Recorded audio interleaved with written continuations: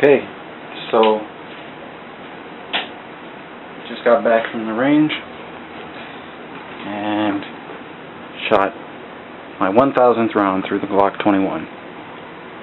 So I figured I'd give you guys a little 1000 round review. Now, I'm pretty happy with the gun. I'll show you that it's unloaded. Empty magazine, empty chamber, still kind of warm from the range. Go ahead and down, another empty magazine. There's no ammunition in this room whatsoever, just you, me, and the Glock 21. Well, what should I say? I mean, what can I say that you don't already know? Super reliable gun. I mean, is that more accurate than any of us for sure? And I'm very happy. I've shot 1,000 rounds through it with no malfunctions. I had no failure to feed, no failure to fire, no failure to eject. It's just a smooth operating pistol. So, and again, if you watched my unboxing video, I talked about the grip size. I don't have any problem with this gun, and I don't think anybody else would either. But again, everybody's different, and you just got to get what feels good to you, and this big fat grip feels good in my hands. I will say that it took me quite a while to get used to the trigger. You know, I'd sit at home and practice dry firing and seem to have no problems at all, but when I got out to the range, my shots were kind of everywhere. And so what I finally realized is I had to change my finger position. Look at, you can see my hands are still dirty from the range. Now there's nobody at home, it's just me, nobody on the other side of this orange deal here. So I'm going to show you. I was firing about right here with this part of my gun, with this part of my finger on the trigger. And although a dry fire, I didn't see that the gun was dipping or you know, moving off to the side or up or anything like that. Like I said, when I got out to the range, I was having problems.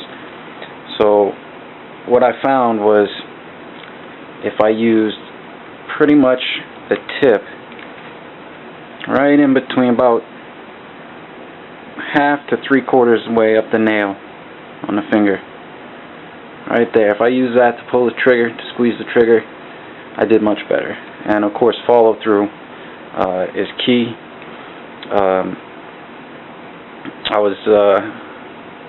What I was doing is I was pulling the trigger and releasing, and I think that's kind of was causing a little jerk here. So I finally got to where I started pulling the trigger, holding it, and then letting it reset. And I found I could get a much tighter grouping by just letting it reset and then squeezing back until it fired. So again, a good gun. Let me show you a couple of the targets that I shot today. I hurt myself today. I should warn you guys about some range safety. I knew before I went to the range I should cut my fingernails, and I didn't. And I hurt myself. I didn't shoot myself, but I was pushing those big fat 45 rounds into the magazine. I think I was trying to get number 12 or 13, I think it was 13, into the magazine, and I slipped and caught my nail on the edge of this little receiver here on the magazine, and pulled the nail up a little bit. And my thumb's pretty sore. It did kind of make the last, I don't know, 5 or 6 clips that I shot pretty challenging, but let me show you what I got anyway. This is the very last target I shot. I also started working on a new sighting technique. I've been using my right eye because I'm right eye dominant, but I found that if I use both eyes, I can sight I can get a good focus on that front sight a lot quicker. And I did some reading on some forums, Glock Talk, and several different gun forums, and a lot of people, a lot of posters had some good points about if you're ever in a gunfight, if you ever need to use your gun, God forbid, in an emergency, you're not going to be concentrating on closing one eye. You're going to have both eyes open. You're going to want to see what's going on around you, looking out for civilians and innocents and more bad guys or whatever. So I started using two eyes. And here's the very last target I shot today. Two eyes. This is about 25 feet. Not the best shooting I've done. Definitely getting better with the Glock though. And you can see I got a really tight group right here. A couple, three off to the side. That was the last 10 rounds I had. So that was pretty decent. I think this was second to last. And you see this one right up here, all the way off to the side here. That's my first initial pull. And you'll see that with a couple of the other targets I show you. Still getting used to using that tip to squeeze and the first initial pull with the extra trigger travel. I'm kind of going off to the side, sometimes up, sometimes down. I got to get that worked out. This was probably one of my better targets today. And again, here's the initial first shot. You see everything else is clean. Nice tight grouping right there in the 9s, right around the bullseye. As FPS Russia would say, this guy had a very bad day. It's not a good day for him. Another target, again, my initial trigger squeeze, all the rest within the 8, 9 rings. And these are all at about 25 feet out, so I don't know, about 8 yards or something like that. And this was pretty good. Again, initial squeeze right there.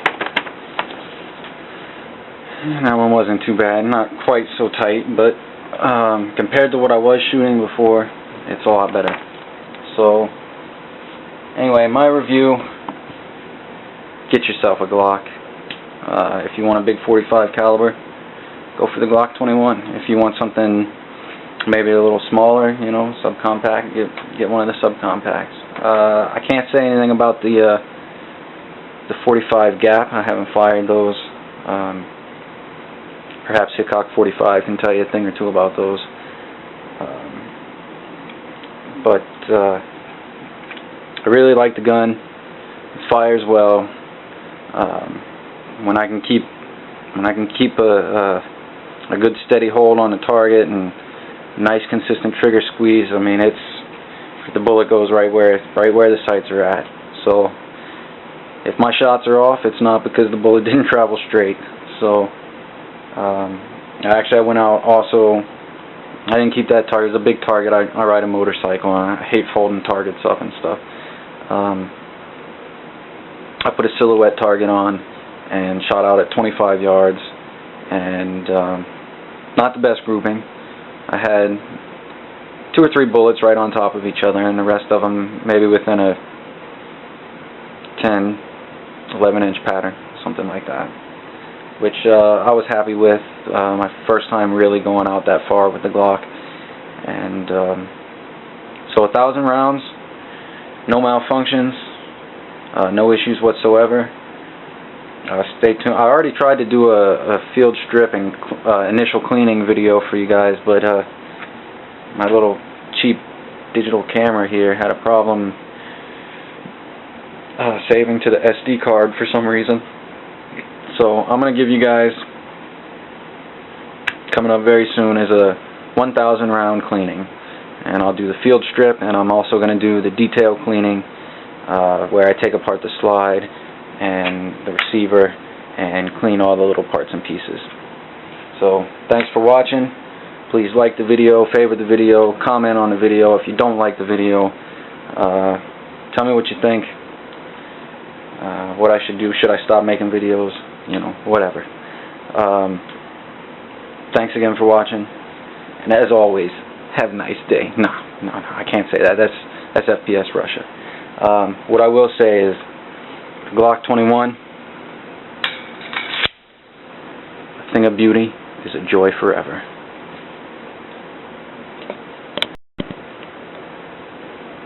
Hey guys, I'm back with an update. Just finished recording the first 1,000-round review, and I remembered something. I'll just show you real quick. The gun is in fact still unloaded. Still nothing in the chamber. Still no ammunition in this room. Alright, good to go. Alright, what I really wanted to talk to you guys about that I forgot is, this is the Gen 3 Glock 21. So I can't speak for the Gen 2 or the Gen 4 or anything like that. I don't even know if they make a Gen 4 for the Glock 21 yet. The only thing, my only complaint about this gun, and it does have to do with the grips.